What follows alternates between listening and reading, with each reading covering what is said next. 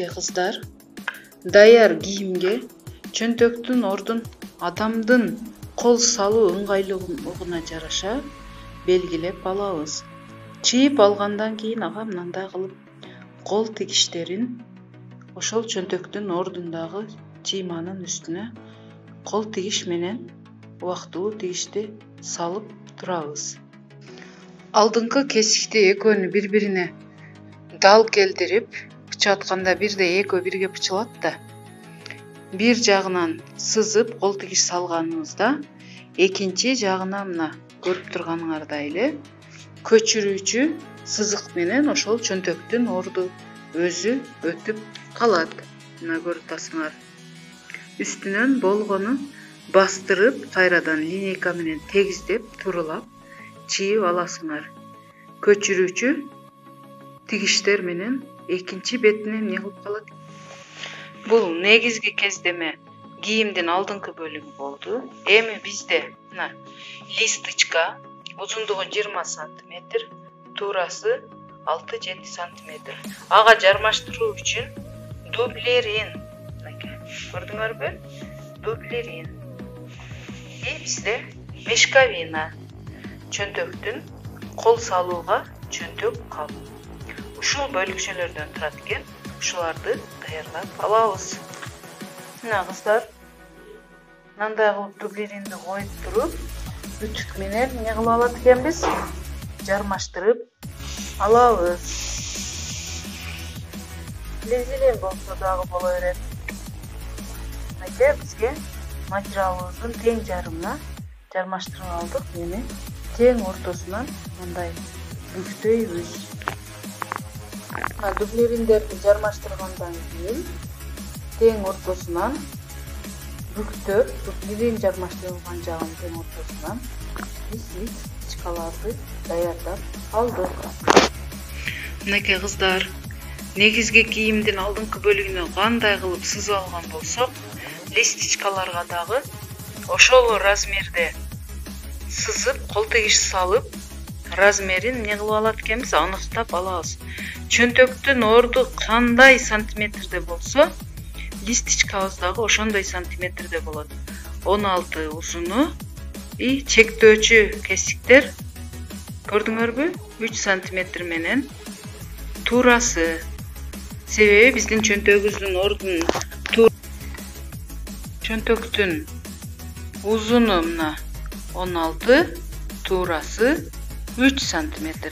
Листочкада дагы чөнтөктүн узуну 16, туурасы 3 сантиметр.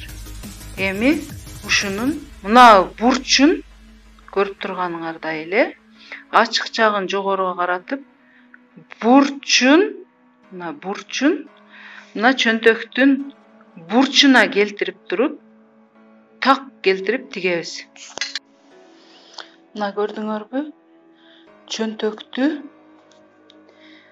Чөнтөк сызыгынын астыңкы линиясына мына көрүп атасыңар, бизде 2 линия бар, ошонун астыңкы линиясына түбүндөгү үстүнө аптачканы коюп, дал келтирип туруп, мына мен айткан мына ушул жерден астыңкы чөнтөктүн изи менен бирдей келиш керек. Ушул бурч менен мына бурчу бирдей болуш керек. Коюп, эмне кылып алат экенсиңер? Тигип аласыңар. Мынакей көрүп турганыңардай листочканы чөнтөктүн ордуна коюп, бастырып тигип алдык. Ар бир линия 1 мм болсо дагы ордуна дал келиш керек. Мына аркасынан текшерип алабыз. Тигкен изибизди эмне кылып турат? Басып турат. Мына көрдүңөр. Ошон үчүн биз эмне кылат экенбиз? Жип салат экенбиз. Эми жогорку чөнтөктүн жогорку кесигине мешковинаны тигип алабыз. Мына кыздар, мешковинанын чекесине дагы мешковина менен подзор менде негизги кездемеден өзүнөн. Эгерде кездеме кеңири болсо өзүнөн аласыңар.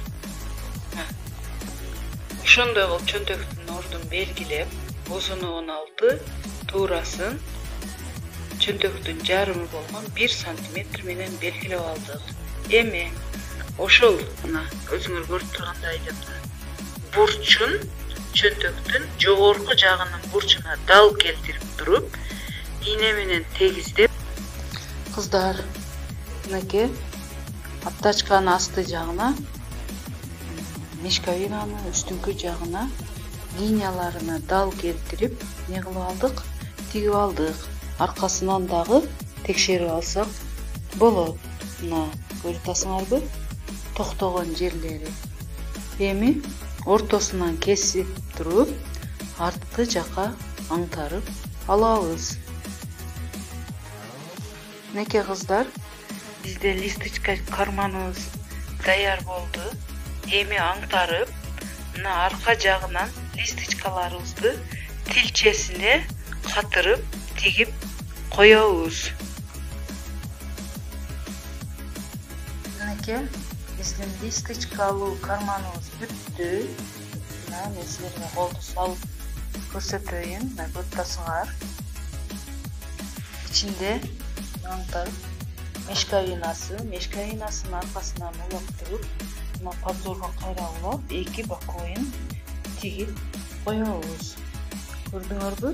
Демек, биздин листочкалуу карманыбыз ушундай кылып силер тигесиңер. Ар бириңер боюнча. Түшүнүп атасыңарбы?